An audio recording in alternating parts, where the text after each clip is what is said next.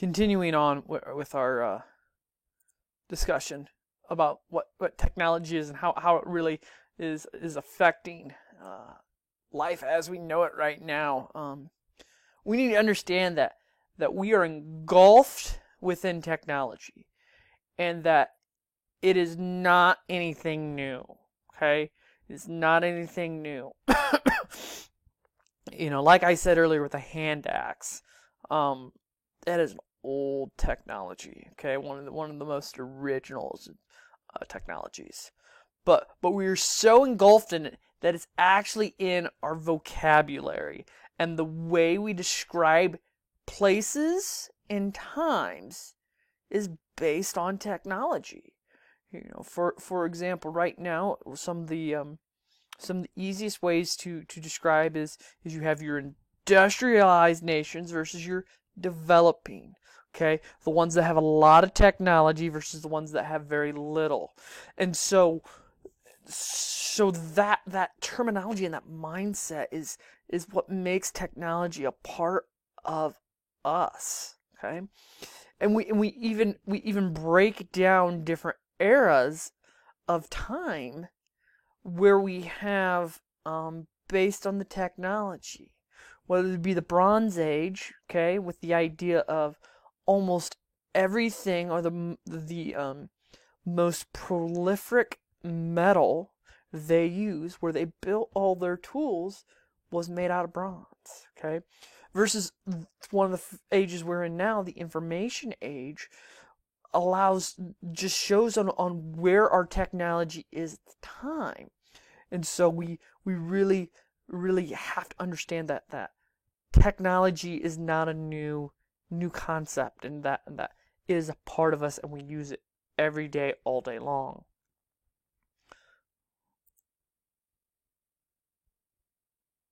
Okay, next one. So it reminds me, as I'm thinking about saying, what is technology? Okay, and I really, most people, when they think technology, they think modern technology. And that's not always the truth. Okay, and I think back, and the definition I used to use, and starting to change a little bit, goes back to when I was in college, and I remember, and I remember back to when my head professor at Purdue was lecturing me. And I remember it was one of my very first classes, one of the very first things I learned at Purdue. What is technology? And the definition that he gave me stuck with me, and I think it's 95% true, but not complete, is that technology is the manipulation of the natural world for human benefit. And I'm not going to say he's wrong, because we do manipulate the natural world, but I'm not sure we manipulate the natural. It's completely true, because, and I'll get to some of that later on. So when we think technology, we think tools, okay? And it's not completely tools, okay? And that our culture really has kind of some ideas of what technology is. For example, new and higher technology is better, okay? And part of the reason why I do that, and why I have this impact driver right here, okay, is because I have this, and it has technology on it that is higher, that I'm not sure really makes it better, okay? And that is that you're able to connect it to your phone via Wi-Fi, okay? I'm able to get updates from my drill, from my impact driver, excuse me, it's not a drill, it's a driver, to my phone.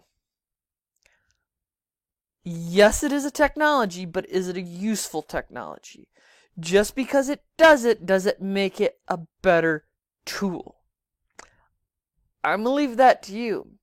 And to say that new technology is always better, I'm not sure I can agree with. It kind of goes back to, as we think about our electronics.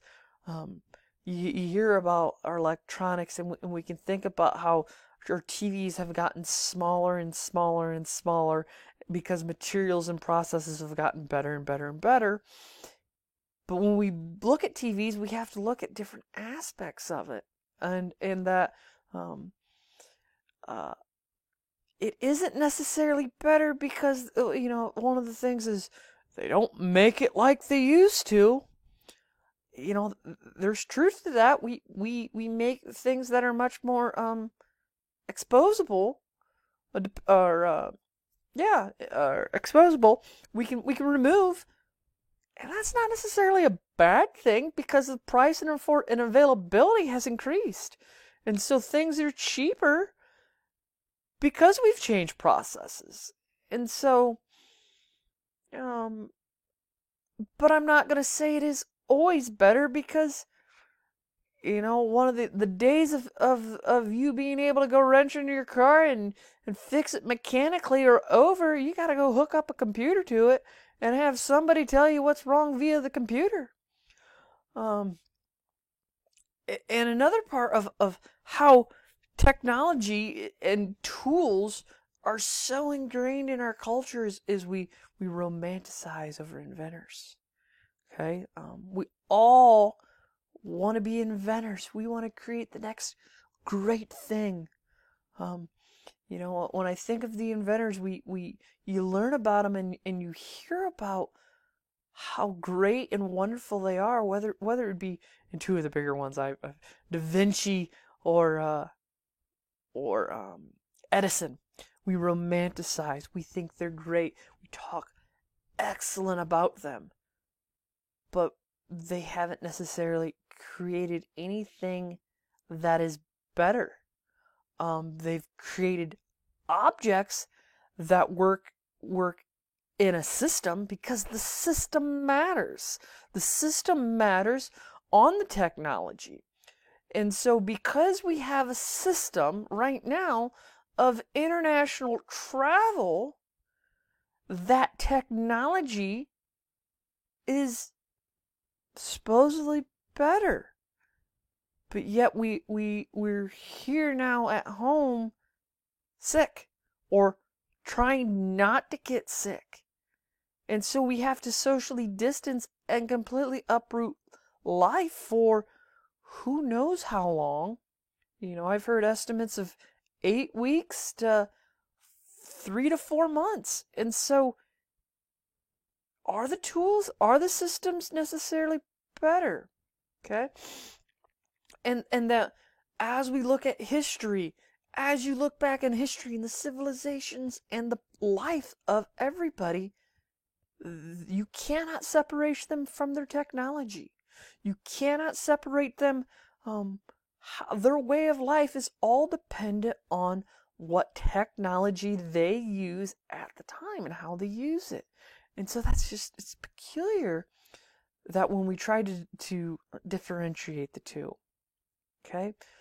Technology is a system that solves a problem, and that you gotta have a knowledge, a social connection, and a behavior that is understood across the social connection, the knowledge of it, that goes along with the tools that we use with it, or most likely uses the tools. And I throw out here two examples that just make me go, if we don't have the knowledge and we don't have the social connection, the tool doesn't work.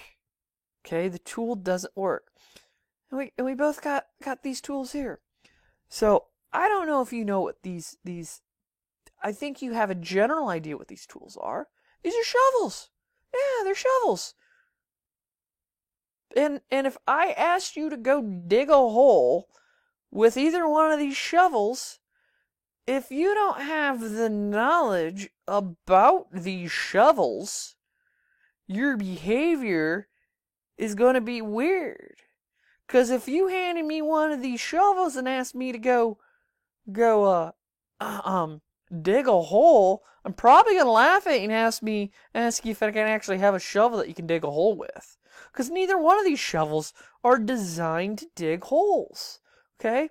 The one on the left, it's a snow shovel. Well, you probably got 6 in your garage, or you got at least one. Okay? It is designed, the tool itself is designed to move snow. Okay? Can it move dirt? Yeah, it can move dirt, but you can't really dig a hole with it. It doesn't have that edge that will cut.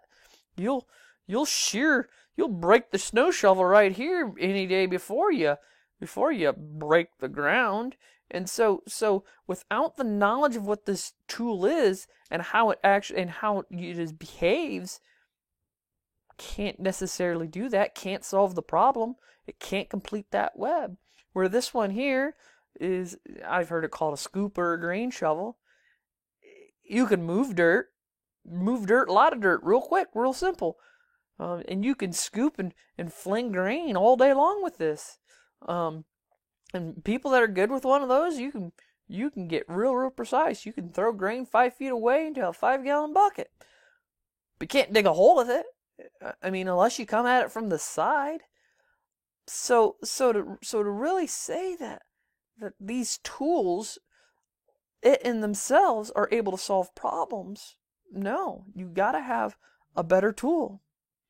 So technology as a system. So how did this system get us to where we're at? Okay. So I really, okay, so I'm kind of editorializing it, is you have China, which is a very large industrial city. And since China is such a large industrial city, we get a lot of goods from it. And so the goods and the commerce that has to come through China, we have sent people to there in order to get the goods. And so that's like the social connection to get our goods.